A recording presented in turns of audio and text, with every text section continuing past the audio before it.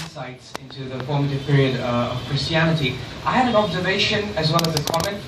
My observation is to do with a remark that you made yesterday about the significant difference between Islam and Christianity with regard to the formative period. You mentioned that Christianity for the first 250 years was very non-violent, it was pacifist, and it was an oppressed and marginalized, persecuted minority.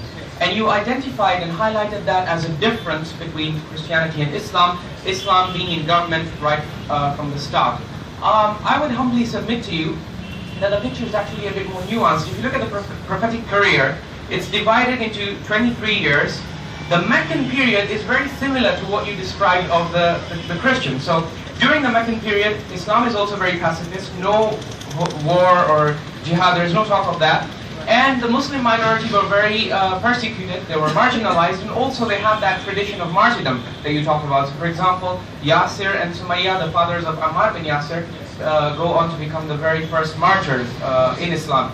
So I think sometimes the benefit of interfaith dialogue is that what we perceive as differences tend to be similarities. I think Islam and Christianity both have a similar beginning in that sense. So that's my observation. In terms of my question, it's to do with the genealogy of Jesus Christ given in the Gospel of Luke.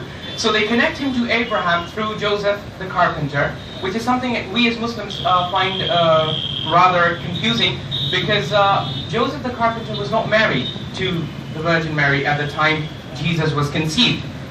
They say she was betrothed, meaning she was engaged. So if she conceived Jesus before any contact with Joseph the carpenter, how does he then become a biological descendant? And how do you Christians see that? Because when I read the Gospel of Luke, it also mentions that Jesus Christ was the son of Joseph, or so it was thought. So that shows some doubt. How would you comment on that? On the first comment, I just want to say thank you, and that is true. One of that there was persecution and came out of. I know enough about what happened in Mecca during the Prophet's early years to know that those things were true. One of the significant differences in the careers of these two prophets is Jesus didn't live long enough to form an organization. No one knows if he would have.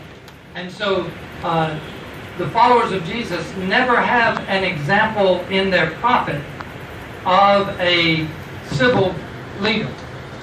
And they don't have one for centuries. So the relationships of the religion to civil state is different, partly because of that. And perhaps Jesus would have had he lived longer, but that's just speculation.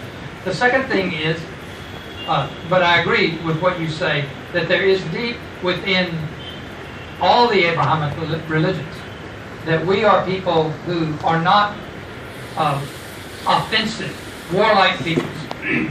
Although if you look at the Crusades, you can't make that argument. They were offensive military, the Christians were offensive military leaders. And they thought sincerely that meant they were Christian. I don't know enough about Islam. My guess is the Seljuk Turks were probably offensive, territory-taking people. So all of us probably need to be sure that we go back to the roots of our faith, of the prophets, and not to always to the examples of every historical example. So thank you for that. And the second question about the patrimony of Jesus, all Christians since about 100, 150 have spoken of the virgin birth of Jesus. So Luke would have known that. But his point that he wanted to make was he wanted to connect Jesus to Abraham. So he takes the father's line. And in their practices, if you adopt a child in Rome, not Israel, but if you adopted a child in Rome, it was legally your child and therefore shared your inheritance. Now, Jesus was not Roman, but Luke was. And so Luke is probably writing out of his cultural understanding that if Joseph accepted Mary's child, then he is Joseph's child, though not biologically. By the way, Christians don't ever ask that question. They would read right through that and say, well, we know he's born of a virgin, but he was in Joseph's family, so he's connected to Abraham. Where they really want him connected is to David. They want him connected to the king David. And that line goes through Mary. It's really interesting. But thank you.